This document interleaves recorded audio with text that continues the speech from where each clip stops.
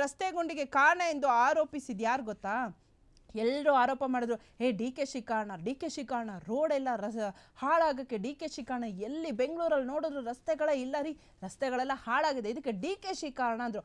ಆದರೆ ಇದಕ್ಕೆ ಮೂಲ ಕಾರಣ ಯಾರು ಅನ್ನೋದನ್ನ ಕಂಡು ಹಿಡಿದಿದ್ದೆ ಡಿ ಕೆ ಶಿಯ ಜೆಂಟಲ್ಮ್ಯಾನ್ ಪೊಲಿಟಿಕ್ಸ್ ಅಂತ. ಅಂದರೆ ಹೇಗಾಯ್ತು ರಸ್ತೆ ಅಂತ. ಡಿ ಕೆ ಶಿ ಅಲ್ಲರಿ ರಸ್ತೆ ಗುಂಡಿಗೆ ಕಾರಣ.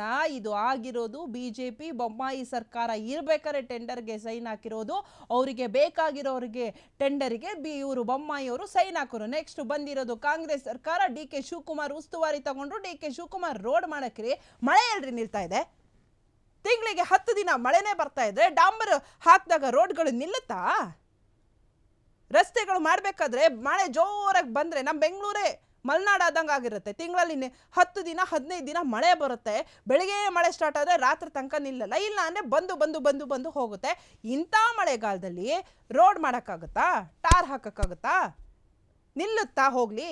ಸೊ ಅದಕ್ಕೇನು ಮಾಡಿದ್ರು ಡಿ ಕೆ ಶಿ ಅವರು, ಮಳೆ ನಿಲ್ಲಿ ಆಮೇಲೆ ನೋಡೋಣ ಬೆಂಗಳೂರಲ್ಲಿ ಡಾಂಬರೀಕರಣ ಮಾಡೋಣ ಅಂತ ಹೇಳ್ಬಿಟ್ಟು ಮಳೆ ನಿಲ್ಲ ಕಾಯ್ತಿದ್ದಾರೆ. ಈಗ ನವಂಬರು ಇನ್ನೇನು ನಿಲ್ಲುತ್ತೆ ಡಿಸೆಂಬರು. ಸೊ ಆಮೇಲೆ ಮಾಡೋಣ ಅಂತ ಕಾಯ್ತಾ ಇದ್ರೆ ಅದೇ ಟೈಮಿಗೆ ಶುರುವಾಯ್ತು ನೋಡಿ. ಅಬಾಬಾಬಾಬಾಬಾಬಾಬಾ, ರಸ್ತೆಗಳೆಲ್ಲ ಗುಂಡಿಗಳಾಗಿದೆ, ಎಲ್ಲೂ ರಸ್ತೆಗಳು ಸರಿ ಇಲ್ಲ,